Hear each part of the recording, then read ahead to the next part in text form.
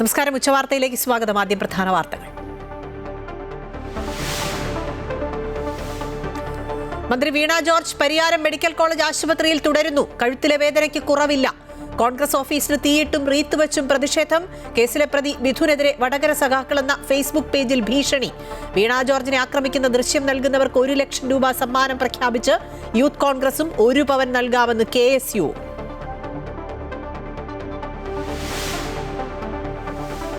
BJPയുടെ തെരഞ്ഞെടുപ്പ് പ്രചാരണത്തിന് ചുമരെഴുതി തുടക്കം കുറിച്ച് തൃശൂരിൽ പത്മജയും കാസർഗോഡ് K സുരേന്ദ്രനും. VD സതീശൻ നയിക്കുന്ന പുതുയുഗയാത്ര ആലപ്പുഴ ജില്ലയിൽ. നേമത്ത് MM ഹസനെ പരിഗണിച്ച് കോൺഗ്രസ്. കാസർഗോഡ് ജില്ലയിലെ LDFന്റെ സാധ്യതാ പട്ടികയായി.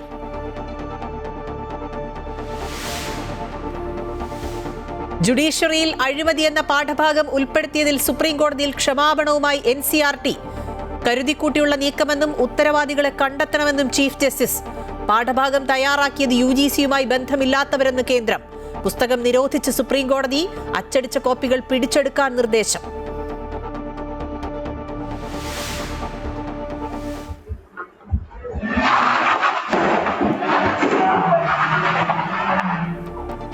കൊച്ചിയിൽ വാഹന പരിശോധനയ്ക്കിടെ പോലീസ് ഉദ്യോഗസ്ഥനെ കാർ ഇടിച്ചു തെറിപ്പിച്ചു. എറണാകുളം നോർത്ത് സ്റ്റേഷനിലെ ASI NP സന്തോഷ് രക്ഷപ്പെട്ടത് തലനാരിഴയ്ക്ക്. CCTV ദൃശ്യങ്ങൾ അമൃത ന്യൂസിന്. പ്രതികളായ 2 പേരെ കൊല്ലത്ത് നിന്ന് പിടികൂടി.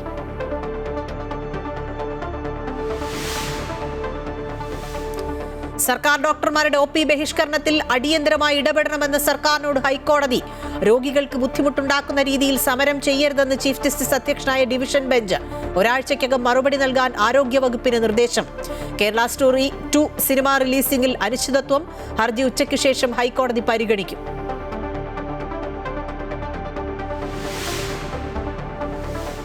T20 ലോകകപ്പിൽ ഇന്ത്യയ്ക്ക് ഇന്ന് നിർണായകം.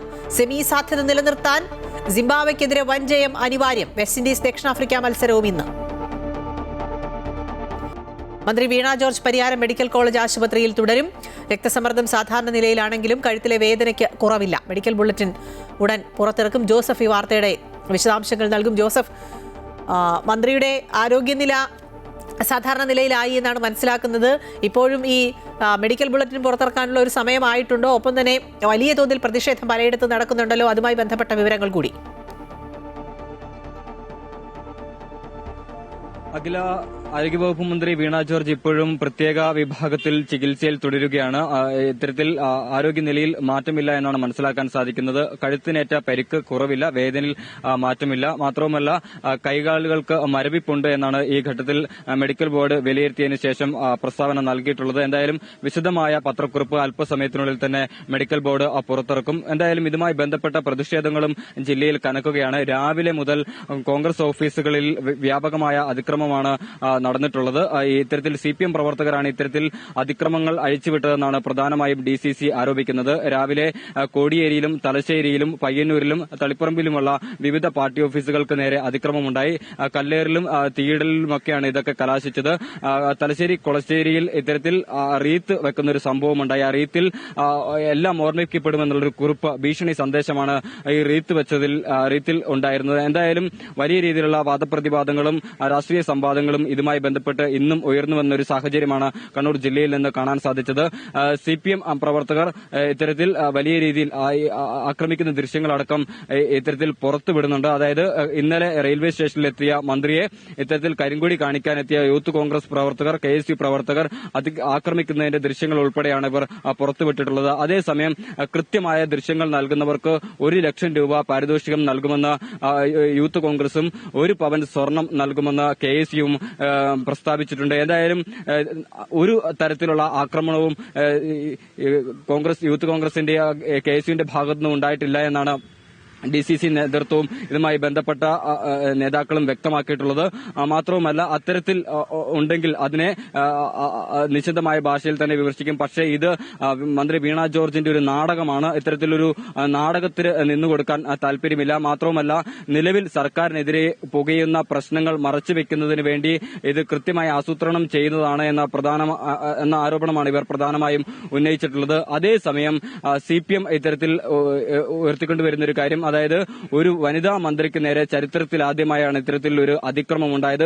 ഇത് കോൺഗ്രസിന്റെ മുഖമാണ്, ഇതാണ് യഥാർത്ഥ കോൺഗ്രസിന്റെ മുഖമെന്ന ആശയമാണ് CPM ഇപ്പോൾ പ്രചരിപ്പിച്ചുകൊണ്ടിരിക്കുന്നത്. എന്തായാലും മന്ത്രി വീണ ജോർജിനെ ഉന്നതരായിട്ടുള്ള നേതാക്കൾ ഉൾപ്പെടെ ആശുപത്രിയിലെത്തി സന്ദർശിക്കുന്നുണ്ട്. ഈ സന്ദർശനത്തിന് ശേഷം നിശിതമായ ഭാഷയിൽ തന്നെയാണ് കോൺഗ്രസിനെ വിമർശിക്കുന്നത്. എന്തായാലും കെ സുധാകരൻ ഇന്നലെ ഇതുമായി ബന്ധപ്പെട്ട് പ്രസ്താവന നടത്തിയിരുന്നു. ഓഫീസുകൾ ആക്രമിക്കാൻ വേണ്ടി വന്നാൽ ഗാന്ധിയ മാർഗം ഞങ്ങൾ അത് തള്ളിക്കളയും, അടിക്ക് തിരിച്ചടി എന്ന രീതിയിൽ മറുപടി നൽകും എന്ന രീതിയിലാണ് പ്രസ്താവന നൽകിയിട്ടുള്ളത്. എന്തായാലും ഈ സംഭവവുമായി ബന്ധപ്പെട്ട് 5 പേരെ ഇപ്പോൾ സബ് ജയിലിലേക്ക് മാറ്റിയിട്ടുണ്ട്. KSUവിന്റെ ജില്ലാ പ്രസിഡന്റ് ഉൾപ്പെടെയുള്ള 5 പേരെയാണ് ഇപ്പോൾ മാറ്റിയിട്ടുള്ളത്. ഇതുമായി ബന്ധപ്പെട്ട് കേസ് അന്വേഷിക്കുന്നത് റെയിൽവേ പോലീസാണ്. CCTV ദൃശ്യങ്ങളടക്കം കേന്ദ്രീകരിച്ച് ഇപ്പോൾ പരിശോധന നടത്താനാണ് ഇപ്പോൾ തീരുമാനമായിട്ടുള്ളത്. ഇന്നലെ നടന്ന വിവിധ പ്രതിഷേധ ശരി, ജോസഫാണ് കണ്ണൂരിൽ നിന്നും വിശദാംശങ്ങൾ നൽകിയത്. പ്രതിഷേധങ്ങൾ പലയിടത്തും തുടരുന്നുണ്ട്. ഒപ്പം ആരോഗ്യമന്ത്രിയുടെ ആരോഗ്യനില കാര്യമായ പ്രശ്നങ്ങളില്ലാതെ മുന്നോട്ട് പോവുകയാണ്. കണ്ണൂർ റെയിൽവേ സ്റ്റേഷനിലെ KSU പ്രതിഷേധത്തിനിടെ ആരോഗ്യമന്ത്രിക്ക് പരിക്കേറ്റ സംഭവത്തിലെ പ്രതി വടകര സ്വദേശി മിഥുനെതിരെ ഭീഷണിയുമായി ഫേസ്ബുക്ക് പോസ്റ്റ്. വടകര സഖാക്കൾ എന്ന ഫേസ്ബുക്ക് പേജിലാണ് പോസ്റ്റ് പ്രത്യക്ഷപ്പെട്ടത്.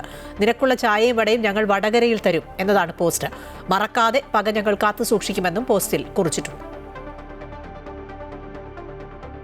ആരോഗ്യമന്ത്രി വീണ ജോർജിനെതിരായ KSU പ്രതിഷേധവും പരിക്കുപറ്റിയ സംഭവമൊക്കെ രാഷ്ട്രീയ ആയുധമാക്കുകയാണ് ഭരണ പ്രതിപക്ഷാംഗങ്ങൾ. നേതാക്കളുടെ പ്രതികരണങ്ങൾ കാണും. ആരോഗ്യമന്ത്രിക്ക് KSU പ്രവർത്തകരാരും യാതൊരു തരത്തിലുള്ള കയ്യേറ്റമോ ആരോഗ്യമന്ത്രിയുടെ നേരെ കയ്യേറ്റമോ അക്രമമോ ഉണ്ടായിട്ടില്ല. യാതൊരു പരിക്കും പറ്റിയിട്ടില്ല. ഇന്നലെ നുണ പറഞ്ഞത് ആരാ? MV ഗോവിന്ദനാ പറഞ്ഞത്. ആരോഗ്യമന്ത്രിയുടെ പെഡലി തിരിച്ചു KSUകാർ, പിന്നെ കൈ പിടിച്ച് തിരിച്ചു വന്നു. ഇയാളെ പോലെ പച്ചക്കള്ളം പറയുന്ന ഒരാൾ അതല്ല ഇന്നലെ പച്ചക്കള്ളം പറഞ്ഞത്. ആരോഗ്യമന്ത്രിയുടെ പെഡലിയും കൈയും KSUകാർ തിരിച്ചുവെന്ന് പറഞ്ഞ പച്ചക്കള്ളം പറഞ്ഞത് ആരാ? എന്നിട്ട് പ്രകോപിക്കാണ് പാർട്ടി പ്രവർത്തകരെ. അവരറിയുന്നില്ലല്ലോ. പാർട്ടി പ്രവർത്തകർ വിചാരിക്ക് പാർട്ടി സെക്രട്ടറി അല്ല പറഞ്ഞത്, പെഡലി തിരിച്ചെന്ന്. ഞാൻ ചോദിക്കട്ടെ, ഇത്രയേറെ സമയങ്ങളായതിനു ശേഷം ഏതെങ്കിലും ഒരു മാധ്യമ പ്രവർത്തകർക്കോ കേരളത്തിലെ CPMന്റെ സൈബർ ഹാൻഡിലുകൾക്കോ KSU പ്രവർത്തകർ മാരകായുധങ്ങളുമായി വന്നത് നിങ്ങൾക്ക് കാണിക്കാൻ സാധിക്കുമോ? കയ്യിൽ 2 കരിങ്കൊടിയും പിടിച്ചുകൊണ്ട് വരുന്ന KSU പ്രവർത്തകർ ഈ പറയുന്ന കരിങ്കൊടി എന്ന് പറയുന്നത് മാരകായുധമാണോ എന്ന് കേരളത്തിന്റെ പോലീസാണ് വ്യക്തമാക്കേണ്ടത്. അവർക്ക് ശരിക്കും ഞാൻ ഈ വീഡിയോയിലൊക്കെ കണ്ടിട്ട് ഒരു സ്ത്രീക്കെതിരെ ഒരിക്കലും ആരും ചെയ്യാൻ പാടില്ല. ഒരു അത് മന്ത്രി ആയിക്കോട്ടെ, ഒരു സാധാരണ ഒരു വനിതയായിക്കോട്ടെ, അവർക്കെതിരെയല്ല. പണ്ട് പറഞ്ഞിട്ടില്ലേ, പരാക്രമം സ്ത്രീകളിലല്ല വേണ്ടത്. നുണ പറഞ്ഞ് രക്ഷപ്പെടാമെന്നാണ് ഇപ്പോൾ UDFകാർ തീരുമാനിച്ചിട്ടുള്ളത്. UDFകാർ എല്ലാ സന്ദർഭത്തിലും നുണയാണ് പറഞ്ഞുകൊണ്ടിരിക്കുന്നത്, ഇപ്പോഴും പറഞ്ഞുകൊണ്ടിരിക്കുകയാണ്. ഗീബൽസൺ സിദ്ധാന്തത്തിന്റെ അനുയായികളായിട്ട് VD സതീശനാണ് കേരളത്തിൽ ഇപ്പോഴും 1ാം സ്ഥാനത്ത് നിൽക്കുന്നത്. അപ്പൊ കഴിഞ്ഞ കുറച്ചു കാലമായി കേരളത്തിലെ കോൺഗ്രസ് നേതൃത്വം വളർത്തിയെടുത്തിട്ടൊരു കൂട്ടരുണ്ട്. ആ കൂട്ടർ ചിലരെ നമ്മൾ പാലക്കാട് കണ്ടു, ചിലരെ നമ്മൾ സ്ത്രീകൾക്കെതിരുള്ളതിനകത്ത് കാണുന്നുണ്ട്. ഓരോ സംഭവങ്ങളിലും ഈ പുതുയുഗത്തിലേക്ക് നയിക്കുന്ന നേതൃത്വം ഒരു തെമ്മാടി കൂട്ടമായിട്ടാണ് പുതിയ തലമുറയെ അവിടെ വളർത്തിയെടുത്തിരിക്കുന്നത്. അതാണ് ഇതിനകത്ത് പ്രതിഫലിക്കുന്നത്. കണ്ണൂരിൽ കഴിഞ്ഞ ദിവസം ഉണ്ടായത് വ്യാജ ഏറ്റുമുട്ടലെന്ന് BJP നേതാവ് K സുരേന്ദ്രൻ. സമര നാടകമാണ് നടക്കുന്നത്. ആരോഗ്യമന്ത്രിക്ക് പരിക്ക് പറ്റിയിട്ടില്ല എന്ന് പറയുന്നില്ല. പരിക്കുണ്ടോ എന്ന് സ്ഥിരീകരിക്കാൻ പരിശോധനകൾ നടത്തട്ടെ എന്നും സുരേന്ദ്രൻ പറഞ്ഞു. അടിസ്ഥാനപരമായ പല കാര്യങ്ങളിലും ഒരേ നിലപാടുള്ള 2 മുന്നണികൾ LDFും UDFും ഈ തെരഞ്ഞെടുപ്പായതുകൊണ്ട് അവരൊരു വ്യാജ ഏറ്റുമുട്ടൽ നടത്തുകയാണ്. ഒരു ഷേഡോ ഫൈറ്റാണ് ഇവിടെ നടക്കുന്നത്. ശബരിമല പോലുള്ള നിർണായകമായ വിഷയങ്ങളിൽ കൈ പൊള്ളിയിരിക്കുകയാണ് 2 മുന്നണികൾക്കും. ആരോഗ്യമന്ത്രിയുടെ പൊറാട്ട് നാടകം ജനങ്ങൾ തിരിച്ചറിഞ്ഞുവെന്ന് യൂത്ത് കോൺഗ്രസ് ദേശീയ സെക്രട്ടറി അബിൻ വർക്കി. സർക്കാരിന്റെ കെടുകാര്യസ്ഥത മറച്ചുപിടിക്കാൻ നടത്തിയ നീക്കമാണ് ഇതെന്നും അദ്ദേഹം പറഞ്ഞു.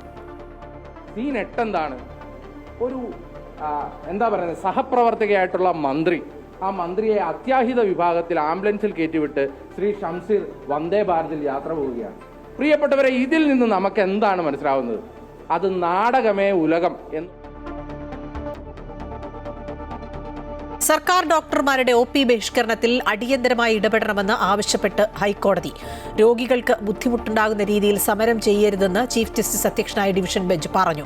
ഒരാഴ്ചയ്ക്കുള്ളിൽ മറുപടി നൽകണമെന്ന് ആരോഗ്യവകുപ്പിനോട് കോടതി നിർദ്ദേശിച്ചിട്ടുണ്ട്.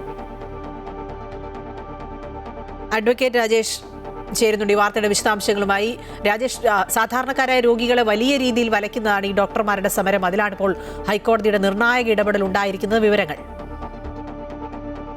അഖില, ഈ തരത്തിലുള്ള സമരങ്ങൾ പാടില്ല എന്ന് മുൻപ് ഹൈക്കോടതി ഉത്തരവ് തന്നെ ഉള്ളതാണ്. അവശ്യ സാധന സേവനങ്ങളുടെ പരിധിയിൽപ്പെടുന്നതാണ് ഈ ഡോക്ടർമാരുടെ സേവനം. ഇപ്പോൾ ഡോക്ടർമാർ ശസ്ത്രക്രിയയിൽ നിന്നുമാണ് വിട്ടുനിൽക്കുന്നത് എന്ന് പറയുന്നുണ്ടെങ്കിലും OP കൂടി ബഹിഷ്കരിച്ചുള്ള സമരമാണ് ഇപ്പോൾ നടക്കുന്നത്. ഇത് ഒരിക്കലും അനുവദിക്കാനാവില്ല എന്ന നിലപാടിൽ തന്നെയാണ് ഹൈക്കോടതി. അതുകൊണ്ട് തന്നെ അടിയന്തരമായി സർക്കാർ ഇക്കാര്യത്തിൽ ഇടപെടണമെന്നും ആരോഗ്യവകുപ്പ് അതിന്റെ റിപ്പോർട്ട് ഒരാഴ്ചക്കുള്ളിൽ തന്നെ നൽകണമെന്നുമാണ് ഇപ്പോൾ ഹൈക്കോടതി നിർദ്ദേശിച്ചിട്ടുള്ളത്. സാധാരണ ജനങ്ങളെ അല്ലെങ്കിൽ രോഗികളെ ബാധിക്കുന്ന തരത്തിലുള്ള സമരം മുന്നോട്ട് കൊണ്ടുപോകാനാവില്ല എന്ന നിലപാടിൽ തന്നെയാണ് ഹൈക്കോടതി. മുൻപും ഇത്തരത്തിലുള്ള അവശ്യ സേവനത്തിന്റെ തടസ്സം ഉണ്ടാകുമ്പോൾ ഹൈക്കോടതി കർശനമായി തന്നെ ഇടപെട്ടിട്ടുണ്ട്. ഏതായാലും ഡോക്ടർമാരുടെ സമരം ഇനി മുന്നോട്ട് കൊണ്ടുപോകാനാവില്ല എന്നുള്ള നിലപാടിൽ എത്രയും വേഗം തന്നെ റിപ്പോർട്ട് ചോദിച്ചിരിക്കുകയാണ് ഇപ്പോൾ കോടതി. ശരി, അഡ്വക്കേറ്റ് രാജേഷാണ് വിശദാംശങ്ങൾ നൽകിയത്. കേരള സ്റ്റോറി 2 സിനിമ ഹർജി രാവിലെ തന്നെ അടിയന്തരമായി വാദം കേൾക്കണമെന്ന് നിർമ്മാതാക്കൾ ആവശ്യപ്പെട്ടു. എന്നാൽ ആ ആവശ്യം ഹൈക്കോടതി തള്ളി. മുൻ നിശ്ചയിച്ച പ്രകാരം ഉച്ചയ്ക്ക് 2 മണിക്ക് വാദം കേട്ട് ഉത്തരവ് പറയാമെന്ന് കോടതി അറിയിച്ചു. നാളെ റിലീസ് നിശ്ചയിച്ചതിനാൽ പ്രതികൂല ഉത്തരവുണ്ടായാൽ അപ്പീൽ നൽകുന്നതിനാണ് അടിയന്തരമായി വാദം കേൾക്കണമെന്ന് നിർമ്മാതാക്കൾ ആവശ്യപ്പെട്ടത്. കോടതി നേരിട്ട് സിനിമ കണ്ട് തീരുമാനമെടുക്കാമെന്ന് അറിയിച്ചിരുന്നുവെങ്കിലും നിർമ്മാതാക്കൾ ആ നിർദ്ദേശത്തോട് അനുകൂലിച്ചില്ല. സെൻസർ ബോർഡിനാണ് പരമാധികാരമെന്ന രീതിയിലാണ് നിർമ്മാതാക്കൾ പ്രതികരിച്ചത്. ടീസറിന്റെ മൊഴിമാറ്റ പകർപ്പുകൾ കോടതി വിലയിരുത്തും. പ്രഥമദൃഷ്ട്യാ ഹർജിക്കാരുടെ ആശങ്കയിൽ കഴമ്പുണ്ടെന്ന് കോടതി പരാമർശിച്ചിരുന്നു. സിനിമ വർഗീയ ധ്രുവീകരണം ലക്ഷ്യമിട്ടുള്ളതാണെന്നാണ് ഹർജിക്കാരുടെ ആരോപണം. ഹർജിയിൽ വിശദമായ വാദം ഉച്ചയ്ക്ക് ശേഷം കേൾക്കും. കൊച്ചിയിൽ പോലീസ് ഉദ്യോഗസ്ഥനെ കാർ ഇടിച്ചു തെറിപ്പിച്ചു. എറണാകുളം നോർത്ത് സ്റ്റേഷനിലെ ASI NP സന്തോഷാണ് തലനാരിഴയ്ക്ക് രക്ഷപ്പെട്ടത്. സംഭവത്തിന്റെ CCTV ദൃശ്യങ്ങൾ അമൃത ന്യൂസിന് ലഭിച്ചു. ഇന്നലെ പുലർച്ചെ കലൂർ ശാസ്താ റോഡിൽ നടന്ന വാഹന പരിശോധനയ്ക്കിടെയായിരുന്നു സംഭവം. 2 പേരാണ് കാറിലുണ്ടായിരുന്നത്. പരിക്കേറ്റ സന്തോഷിനെ എറണാകുളം ജനറൽ ആശുപത്രിയിൽ പ്രവേശിപ്പിച്ചു. ഇദ്ദേഹത്തിന്റെ കാലിന് ചതവും കൈക്ക് പരിക്കുമുണ്ട്. സംഭവത്തിൽ പ്രതികളായ 2 പേരെ കൊല്ലത്ത് നിന്ന് പിടികൂടി. നീതിന്യായ വ്യവസ്ഥയിലെ അഴിമതിയെക്കുറിച്ച് പരാമർശമുള്ള 8ാം ക്ലാസ്സിലെ സോഷ്യൽ സയൻസ് പാഠപുസ്തകം നിരോധിച്ചു സുപ്രീംകോടതി. പാഠഭാഗം പ്രചരിപ്പിക്കാൻ പാടില്ല എന്ന് കോടതി നിർദ്ദേശിച്ചു. പ്രചരിപ്പിക്കുന്നവർക്കെതിരെ നിയമ നടപടി സ്വീകരിക്കാനും അച്ചടിച്ച കോപ്പികൾ പിടിച്ചെടുക്കാനും കോടതി ഉത്തരവിട്ടു. വിവാദം ആഴത്തിലുള്ള ഗൂഢാലോചനയുടെ ഭാഗമാണെന്നും കരുതിക്കൂട്ടിയുള്ള നീക്കമാണെന്നും ചീഫ് ജസ്റ്റിസ് അഭിപ്രായപ്പെട്ടു. ജുഡീഷ്യറിക്ക് നേരെ വെടിയുതിർത്തെന്നും ഉത്തരവാദികളെ കണ്ടെത്തണമെന്നും കോടതി ചൂണ്ടിക്കാട്ടി. വിഷയത്തിൽ NCERT കോടതിയിൽ ക്ഷമാപണം നടത്തി. പിഴവിന് ന്യായീകരണമില്ലെന്നും NCERT അറിയിച്ചു.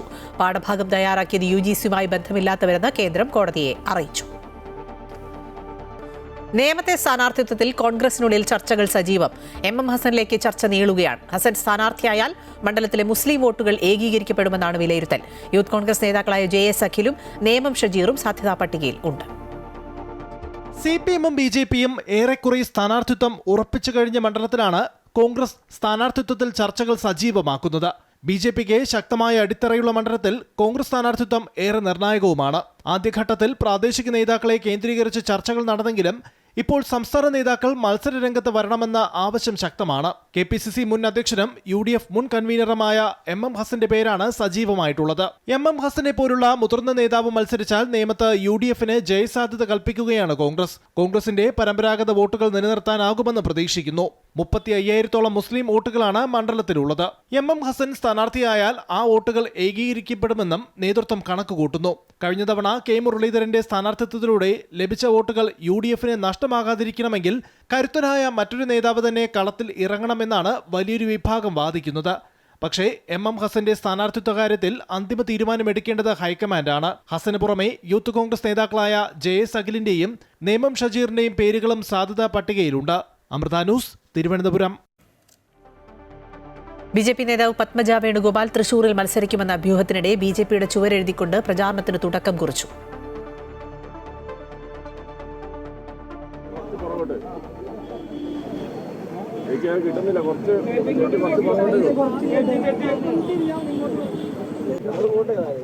ഞാൻ BJPയുടെ പ്രചരണം നമ്മൾ തുടങ്ങി, അത്രയേ ഉള്ളൂ. അല്ലല്ല, ഞാൻ സ്ഥാനാർത്ഥിയെന്ന് ആര് പറഞ്ഞു? എന്നോട് പാർട്ടി ഇതുവരെ പറഞ്ഞിട്ടില്ല. പാർട്ടി പറഞ്ഞാൽ ഞാൻ സ്ഥാനാർത്ഥിയാവും. വരുന്ന നിയമസഭാ തെരഞ്ഞെടുപ്പിൽ മത്സരിക്കണമെന്ന ആഗ്രഹം താൻ പ്രകടിപ്പിച്ചിട്ടില്ല എന്ന് M മുകേഷ് MLA. കഴിഞ്ഞ ദിവസം ചേർന്ന CPM ജില്ലാ കമ്മിറ്റി കൊല്ലം മണ്ഡലത്തിൽ S ജയമോഹനെ സ്ഥാനാർത്ഥിയായി തീരുമാനിച്ചിരുന്നു. ഇതിലായിരുന്നു മുകേഷിന്റെ പ്രതികരണം. ഒരിക്കലും ഒരാഗ്രഹവും പ്രകടിപ്പിച്ചില്ല. ആ പരിപാടിയൊക്കെ അങ്ങ് നിർത്തിവെച്ചേരെ. ഞാൻ എന്താ പറഞ്ഞത്, പാർട്ടി എന്താ തീരുമാനിക്കുന്നത് അതനുസരിച്ച് നടക്കും. അതാണ് നമ്മളുടെ ഒരു രീതി. ഞാൻ സിനിമയിൽ ഒരു ചാൻസ് ഞാൻ ചോദിച്ചിട്ടില്ല, രാഷ്ട്രീയത്തിലൊരു ചാൻസ് ഞാൻ ചോദിച്ചിട്ടില്ല, എല്ലാം വ്യക്തമായിട്ട് പറഞ്ഞാണ്. മുഖ്യമന്ത്രിയും നടൻ മോഹൻലാലുമായുള്ള അഭിമുഖം ഇന്ന് വൈകിട്ട് ചാനലുകളിലും സാമൂഹ്യ മാധ്യമ പേജുകളിലും സംപ്രേഷണം ചെയ്യും. കണ്ടും മിണ്ടിയും ഇരുവർ എന്ന് പേരിട്ടിരിക്കുന്ന അഭിമുഖത്തിന്റെ ടീസർ പുറത്തിറങ്ങിയപ്പോൾ തന്നെ ഏറെ ചർച്ച ചെയ്യപ്പെട്ടിരുന്നു. മുഖ്യമന്ത്രിയുടെ ഔദ്യോഗിക വസതിയായ ക്ലിഫ് ഹൌസിൽ ചിത്രീകരിച്ച അഭിമുഖമാണ്. സംവിധായകൻ ടി കെ രാജീവ് കുമാർ ഉൾപ്പെടെയുള്ളവരാണ് അഭിമുഖം ഒരുക്കിയത്. ഡാറ്റാ മോഷണത്തിൽ നാളെ കൂടുതൽ വിവരങ്ങൾ പുറത്തുവിടുമെന്ന് രമേശ് ചെന്നിത്തല. രാവിലെ എറണാകുളത്ത് മാധ്യമങ്ങളെ കാണും. മുഖ്യമന്ത്രി PR ഏജൻസികളുടെ തടവറയിലാണ്. സീരിയലുകളിൽ പോലും സർക്കാരിനെ കുറിച്ച് നല്ലത് പറയിപ്പിക്കുന്നത് കാശ് കൊടുത്ത് ചെയ്യിക്കുന്നതാണെന്നും രമേശ് ചെന്നിത്തല പറഞ്ഞു. ഡാറ്റാ ചോർച്ചയുടെ ഗുരുതരമായ വിവരങ്ങൾ പുറത്തു വന്നാൽ സർക്കാർ വെട്ടിലാകും എന്നുള്ളത് കൊണ്ട് തന്നെയാണ് ഇത് വഴിതിരിച്ചു വിടാൻ ഇത്തരം കാര്യങ്ങൾ ചെയ്യുന്നത്. ശബരിമല സ്വർണ്ണക്കൊള്ള കേസിൽ പ്രതിയായ തിരുവാഭരണ മുൻ കമ്മീഷണർ KS ബൈജുവിന്റെ ജാമ്യ ഹർജിയിൽ നാളെ വിധി പറയും. ദ്വാരപാലക ശില്പക്കേസിലെ സ്വാഭാവിക ജാമ്യ ഹർജിയിലാണ് വിജിലൻസ് കോടതി പരിഗണിച്ചത്. നേരത്തെ കട്ടളപ്പാളി കേസിൽ സ്വാഭാവിക ജാമ്യം ലഭിച്ചിരുന്നു. ദ്വാരപാലക ശില്പക്കേസിലും ജാമ്യം ലഭിച്ചാൽ നാളെ ജയിൽ മോചിതനാകും. കോഴിക്കോട് മെഡിക്കൽ കോളേജിൽ ബോംബ് ഭീഷണി. മെഡിക്കൽ കോളേജ് പ്രിൻസിപ്പലിനാണ് ഇമെയിൽ സന്ദേശം ലഭിച്ചത്. 4 RDX IED ബോംബുകൾ സ്ഥാപിച്ചിട്ടുണ്ട് എന്നാണ് സന്ദേശം. സുനിയദാസൻ എന്ന ഐഡിയിൽ നിന്നാണ് സന്ദേശം എത്തിയത്. മാസങ്ങൾക്ക് മുമ്പും ഇതേ ഇമെയിൽ ഐഡിയിൽ നിന്ന് വ്യാജ ബോംബ് ഭീഷണി വന്നിരുന്നു. തൃശൂർ അന്നമനട മഹാദേവ ക്ഷേത്രത്തിൽ ഉത്സവത്തിന് കോലം കയറ്റുന്നതിനിടെ ആന ഇടഞ്ഞു. തുമ്പി കൈകൊണ്ട് കോലം കയറ്റുന്ന ആളെ ചുഴറ്റിയടിക്കുന്ന ദൃശ്യങ്ങൾ പുറത്ത്. പരിക്കേറ്റയാളെ അങ്കമാലിയിലെ ആശുപത്രിയിൽ പ്രവേശിപ്പിച്ചു.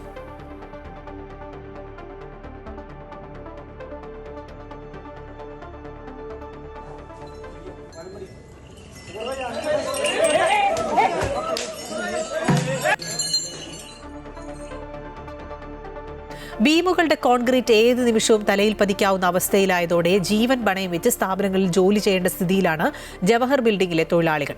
കോഴിക്കോട് കോർപ്പറേഷന്റെ കെട്ടിടങ്ങളിലൊന്നായ ജവഹർ ബിൽഡിംഗിൽ ജീവനക്കാർ ആവശ്യപ്പെട്ടിട്ടും നവീകരണ പ്രവർത്തനങ്ങൾ നടത്താത്തതാണ് പ്രതിസന്ധിയാകുന്നത്. 3 നിലകളിലും സീലിംഗ് അടർന്നു വീഴാത്ത ഭാഗങ്ങൾ ഇല്ല എന്നതാണ് വസ്തുത.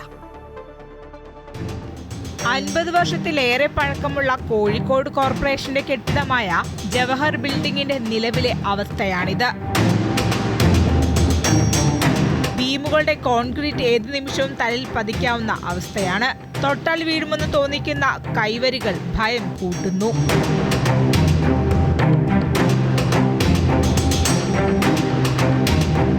Triveni super market, godown, bank എന്നിങ്ങനെ 20ഓളം സ്ഥാപനങ്ങൾ പ്രവർത്തിക്കുന്ന കെട്ടിടമാണ് വർഷങ്ങളേറെയായി അപകട ഭീഷണി നേരിടുന്നത്. ഇതിനിടെ പലതവണ കോർപ്പറേഷനെ ബന്ധപ്പെട്ടെങ്കിലും അവഗണന മാത്രമായിരുന്നു ഫലം. മഴക്കാലത്ത് വെള്ളം ചോർന്നൊലിച്ചും കോൺക്രീറ്റ് അടർന്നു വീണതുമായ 2 മുറികൾ ഇതിനോടകം തന്നെ പൂട്ടി സീൽ ചെയ്തിട്ടുണ്ട്. മഴക്കാലത്ത് കടമുറി ചോർന്നൊലിച്ചതോടെ വലിയ നഷ്ടമാണ് സംഭവിച്ചതെന്നും ആളുകളുടെ ജീവന് കോർപ്പറേഷൻ സുരക്ഷ ഉറപ്പാക്കുന്നില്ലെന്നും കച്ചവടക്കാർ പറയുന്നു. 2017 ഇത് ലീക്ക് വന്നു. അതെല്ലാം വെള്ളം കയറിയപ്പോൾ ഞാൻ പറഞ്ഞു ഇങ്ങനെ വെള്ളം കയറിക്കുന്നത് അവിടെ ഒരു പണി നടക്കുന്നില്ല എന്ന് പറഞ്ഞ്.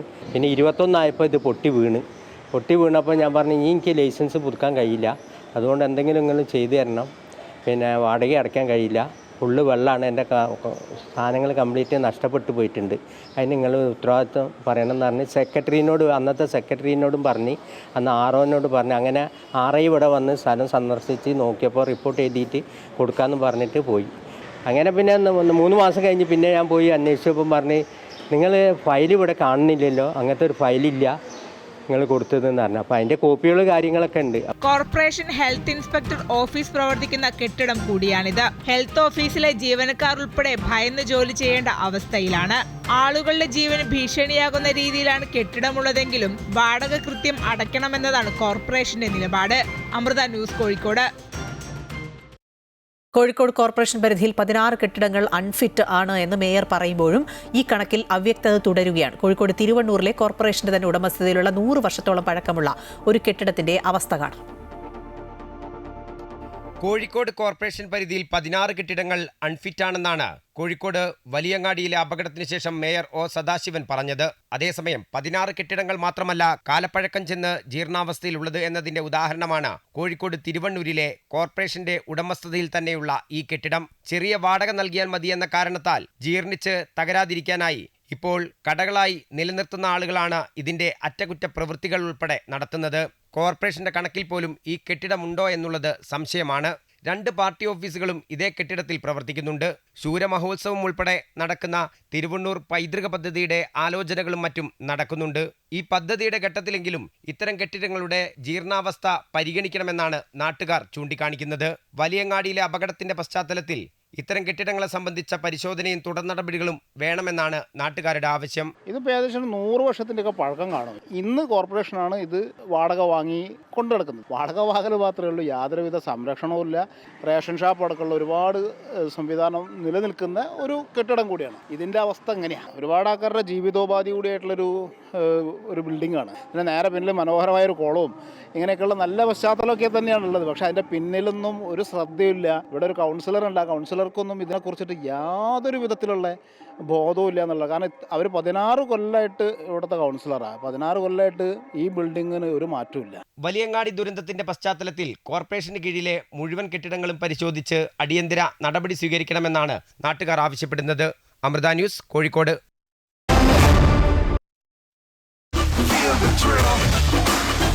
Can you feel that? Greens on backs with the crest held high. One more ball and we touch the sky. 2020 ലോകകപ്പിൽ ഇന്ത്യക്ക് ഇന്ന് നിർണായകമാണ്. സൂപ്പർ 8 പോരിൽ ഇന്ത്യ ഇന്ന് സിംബാബ്വെ നേരിടും. സെമി സാധ്യത നിലനിർത്താൻ ടീമിന് വലിയ മാർജിനുള്ള ജയം അനിവാര്യമാണ്. വെസ്റ്റ് ഇൻഡീസും ദക്ഷിണാഫ്രിക്കയും ആദ്യ 2 സ്ഥാനങ്ങളിലുള്ള ഗ്രൂപ്പിൽ കുറഞ്ഞ റൺ റേറ്റുമായി ഇന്ത്യ 3ാമതാണ്. ആദ്യ 2 സ്ഥാനക്കാരാണ് സെമിയിലേക്ക് പ്രവേശിക്കുക. മലയാളി താരം സഞ്ജു സാംസൺ ഓപ്പണറായി തിരിച്ചെത്തിയേക്കും.